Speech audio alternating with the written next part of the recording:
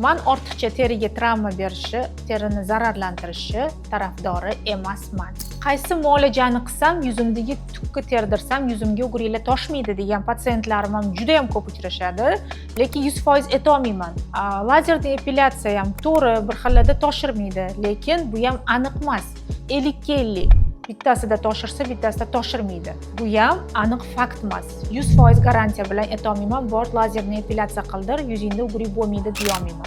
Yuz terasidagi tuklarni terganda faqatgina toshmalar emas, ya'ni pigmentlar ham paydo bo'lishi mumkin. Shunaqa holatlar ham juda ham ko'p kuzatilgan. Terini kuyish oqibatida terida giperpigmentatsiya, ya'ni terini qorayishi paydo bo'ladi. Keyin hayron bo'lib qolishadi, "Voy, meni yuzimda dog'im yo'q edi-ku, qayerdan paydo bo'ldi? Menda dog' bo'lmagan, ichimda hech qanaqa kasallik yo'q" deb shikoyatlar bilan kelishadi.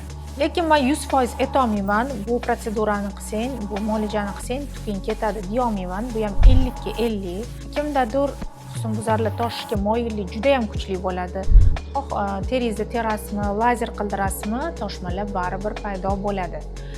Teri quruqlarga men umuman tavsiya qilmayman teridagi tuklarini oldirishini, chunki ularda giperpigmentatsiya, terida tog'lar paydo bo'lishi namoyon bo'ladi. Yuzingizga qanaqadir muolaja qildirmoqchimisiz? Albatta mutaxassis bilan maslahatlashib, keyin bir qarorga kelib bu muolajani o'tkazganingiz yaxshi.